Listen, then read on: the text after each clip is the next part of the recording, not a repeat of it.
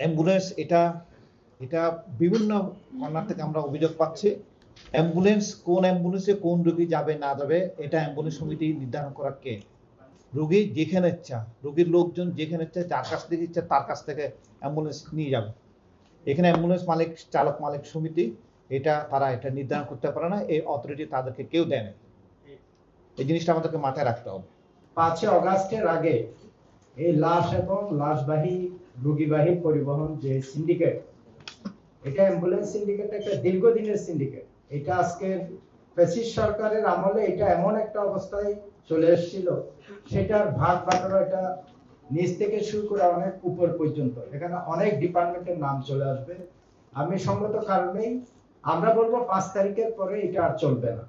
আমাদের মাননীয় মেয়র সাহেব 5 তারিখের পরেই চট্টগ্রাম মেডিকেল কলেজ এবং আশেপাশের যত ধরনের সিন্ডিকেট, নট অনলি অ্যাম্বুলেন্স, এখানে যে যারা আপনার ক্লিনিক মালিক সমিতি থেকে শুরু করে আপনার ওষুধ মালিক সমিতি থেকে যারা দালাল চক্র আছে, আমরা বারবার ডিরেক্টর মহোদয়ের সাথে আমরা বৈঠক করেছি। আমাদের স্পষ্ট বার্তা ছিল, মেয়র মহোদয় বলছেন চট্টগ্রাম মেডিকেল কলেজকে আমার নাম বা ওনার নাম বা আমাদের কোনো ডাক্তারের নাম ব্যবহার করে এক পয়সার চাঁদাবাজি কেউ করতে পারবে না, আমরা করতে দিব না। কোন ধরনের অন্যায়, শোষণ এগুলি আমরা পছন্দ করব। এটার বিরুদ্ধে যতটুক যেতে হয় ইনশাল্লাহ আমি যেতে প্রস্তুত আছি। কোনো ছাড় দেওয়া যাবে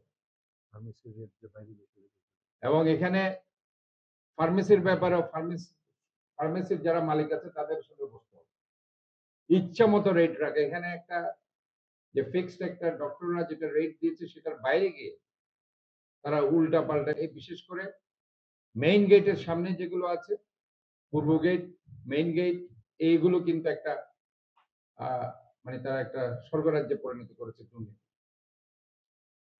গতকাল আগে এখানে এসেছি, আমি একদম দেখলাম যে একটা মাছ এই বিক্রি করতেছে 3 টাকা, পাশের দোকানের মধ্যে 5 টাকা, 2 টাকা ডিফারেন্স একটা মাছ। কাজে আমি মনে করি যে ম্যাজিস্ট্রেট যারা আছেন আপনারা ডিসি অফিসের যারা, এবং আমি সিটি কর্পোরেশনের ম্যাজিস্ট্রেট, এগুলো চলতে থাকবে।